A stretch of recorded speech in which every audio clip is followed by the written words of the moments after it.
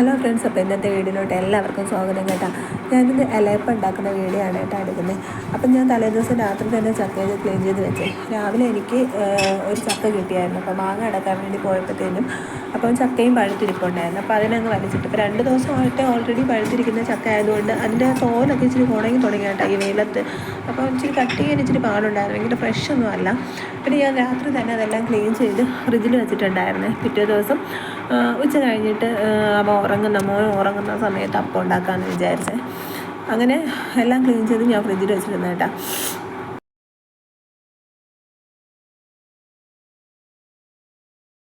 കുറേയൊക്കെ കേടായി പോയി കേട്ടോ, കുറേ അവിഞ്ഞ ഭാഗമൊക്കെ ഉണ്ടായിരുന്നു. അപ്പം എനിക്ക് ക്ലീൻ ചെയ്തെടുത്തപ്പോൾ ഇത്രയും കിട്ടിയേട്ടാ. അപ്പം ഞാൻ വൈകുന്നേരം ഉണ്ടാക്കാൻ തുടങ്ങി. ആദ്യം എല്ലാം എടുത്തെടുത്തതിന് ശേഷം മിക്സിയുടെ ജാറിലിട്ട് അടിച്ച് അതിലൊഴിച്ചിട്ട് അതിൽ കൂടെ മാവിട്ട് മിക്സ് ചെയ്ത് എടുത്തേ. അപ്പം ഞാനിവിടെ മാവ് എടുത്തിട്ടുള്ളത് ഗോതമ്പ് മാവല്ല കേട്ടോ, നമ്മുടെ അമൃതം പൊടിയാണ്. ദേവൂട്ടന് കിട്ടുന്ന അമൃതം പൊടിയാണ്. അപ്പോൾ അത് വേസ്റ്റാക്കി കളയണ്ടല്ലോ എന്ന് വിചാരിച്ചിട്ട് അത് വെച്ചിട്ടാണ് ഉണ്ടാക്കുന്നത്. ഈ ചക്ക അപ്പം അമൃതം പൊടി കൊണ്ട് ഉണ്ടാക്കുമ്പോൾ നല്ല ടേസ്റ്റാണ് കേട്ടോ. ഉണ്ടാക്കിയിട്ടില്ലെങ്കിൽ ഒന്ന് ഉണ്ടാക്കി നോക്കണം കേട്ടല്ല, നല്ല ടേസ്റ്റ് ഉണ്ട് ചക്ക അപ്പം, അതായത് ഇലയപ്പം അമൃതം പൊടി വെച്ച് ഉണ്ടാക്കുമ്പോൾ നല്ല ടേസ്റ്റാണ് കേട്ടോ.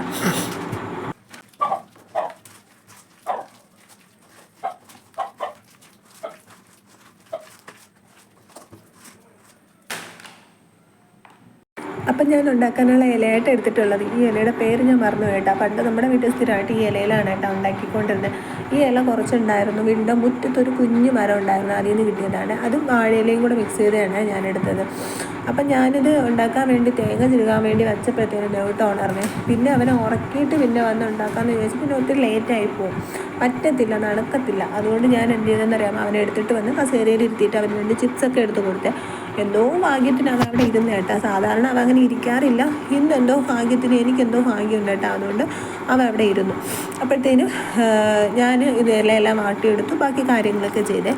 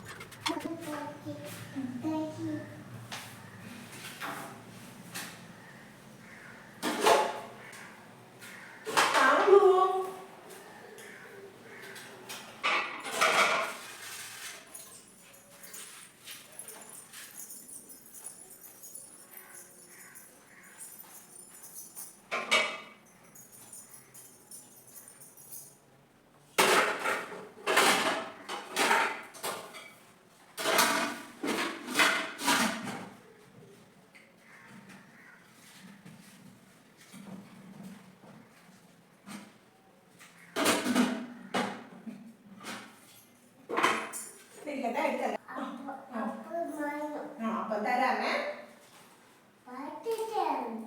തരാമേ, അടുപ്പിൽ വെക്കട്ടെ.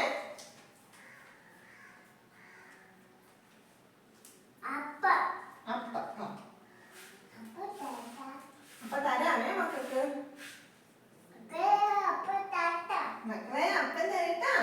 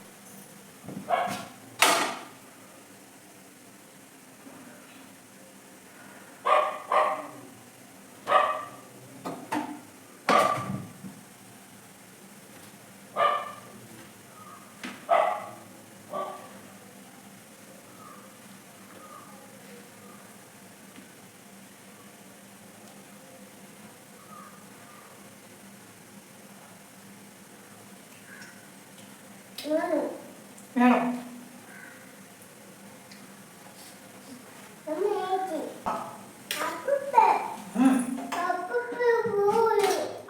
പോയി, പക്ഷെ അപ്പന് കൊടുക്കാമല്ലോ.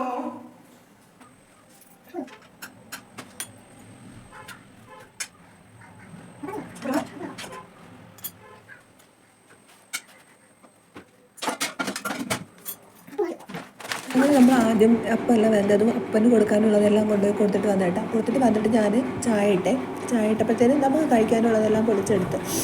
ഞാനാണെങ്കിൽ 3 ഇലയപ്പം കഴിച്ചേട്ടാ. കാരണം എനിക്ക് നല്ലോണം വിശന്നിരുന്നു. വെച്ചിട്ട് ഉച്ചയ്ക്ക് കഞ്ഞിയായിരുന്നു, ചോറില്ലായിരുന്നു. അതുകൊണ്ട് എൻ്റെ കഞ്ഞി എനിക്ക് അങ്ങോട്ട് ശരിയാവില്ല, കഴിച്ചാലങ്ങ് വയറ് വീർക്കത്തില്ല.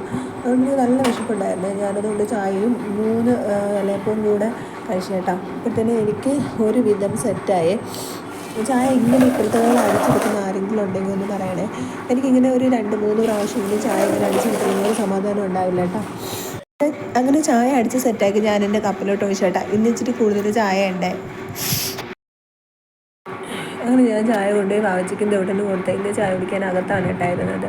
കാരണം ഇന്ന് ട്യൂഷൻ തുടങ്ങി. അപ്പോൾ ട്യൂഷന് പോയിട്ട് വന്നിട്ട് ഇന്ന് TV കാണണമെന്ന് പറഞ്ഞു. പിന്നെ ഞാനങ്ങ് സമ്മതിച്ചു. ട്യൂഷൻ കഴിഞ്ഞിട്ട് വന്നതല്ലേ, കുറച്ച് സമയം കാണട്ടെ എന്ന്. അതുകൊണ്ട് TV വെച്ചിട്ടിരിക്കുകയായിരുന്നു. അപ്പോൾ ചായയും കൊണ്ടുകൊടുത്തു, അപ്പവും കൊണ്ടുകൊടുത്തു. അപ്പോൾ രണ്ടുപേരും കൂടെ കഴിക്കുകയാണ്. എനിക്ക് നന്നായിട്ട് ഇഷ്ടപ്പെട്ട കേട്ടോ. ചക്ക വെച്ചുണ്ടാക്കുന്ന അപ്പം എനിക്ക് ഭയങ്കര ഇഷ്ടമാണ് കേട്ടോ. അങ്ങനെ നമ്മളെല്ലാവരും കൂടെ ഇരുന്ന് ചായയൊക്കെ കുടിച്ചേ. TV കണ്ടുകൊണ്ട് ചായയൊക്കെ കുടിച്ചേട്ടാ.